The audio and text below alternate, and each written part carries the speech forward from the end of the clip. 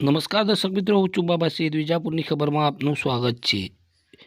Ladol Vijapur road પર ST bus અને અલ્ટ્રો car વચ્ચે ગંભીર અકસ્માત. પરબતપુરાના આશાસ્પદ યુવકનું મોત, 2 લોકો ઇજાગ્રસ્ત. સમાચાર વિગતવાર જાણીએ. મહેસાણા જિલ્લાના વિજાપુર તાલુકામાં લાડોલથી વિજાપુર જતા રોડ પર આઈટીઆઈ કોલેજ નજીક રવિવારે સાંજે એક ગંભીર અકસ્માત સર્જાયો હતો.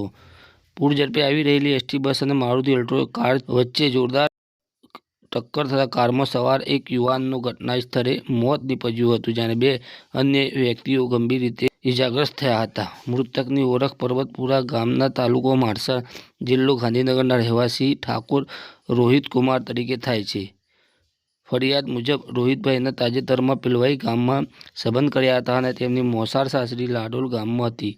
રવિવારે સાંજે આશરે 5 થી 5:30 વાગ્યાના સમયે તેઓ પોતાના મિત્ર ઠાકોર સોહનકુમાર ગાંડાજી સાથે અલ્ટ્રો કાર લઈને પરબતપુરાથી લાડોલ આવવા નીકળ્યા હતા. લાડોલમાં પત્નીને લઈને પરત વિજાપુર તરફ આવી રહ્યા હતા, ત્યારે સાંજે 7:30 થી 8 વાગ્યાની આસપાસના સમયે આઈટીઆઈ નજીક એસટી બસ GJ18ZT0962ના ચાલકે પૂર ઝડપે ટક્કર મારી હતી. અકસ્માત એટલો ભયંકર હતો કે અલ્ટ્રો કારનો કચરઘાણ નીકળી ગયો હતો. રોહિતભાઈનું ઘટના સ્થળે જ મોત થયું હતું. તેમની પત્ની અને મિત્ર સોહનકુમારને ગંભીર ઇજાઓ થઈ હતી. આસપાસના લોકોએ તાત્કાલિક દોડીને ઘાયલોને 108 એમ્બ્યુલન્સમાં વિજાપુર સિવિલ હોસ્પિટલ ખસેડ્યા હતા. હોસ્પિટલમાં રોહિતભાઈને મરણ પામેલી હાલતમાં લાવવામાં આવ્યા હોવાનું જણાવાયું છે. બાકીના 2 ઘાયલોને પ્રાથમિક સારવાર આપીને વધુ સારવાર માટે હિંમતનગર સિવિલ હોસ્પિટલ ખાતે રેફર કરવામાં આવ્યા છે.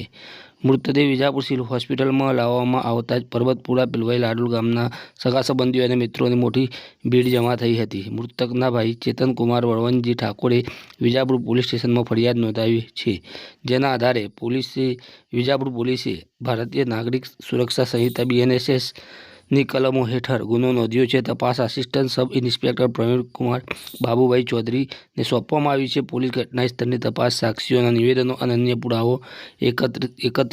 અન્ય પુરાવા એકત્ર કરી રહી છે. આ દુઃખદ ઘટનાએ પરબતપુરા ગામ અને આસપાસના વિસ્તારમાં ભારે શોકનું વાતાવરણ સર્જ્યું છે. રોહિતભાઈના પરિવારને ભગવાન ધીરજ આપે અને ઘાયલોને ઝડપથી સ્વસ્થતા મળે તેવી પ્રાર્થના.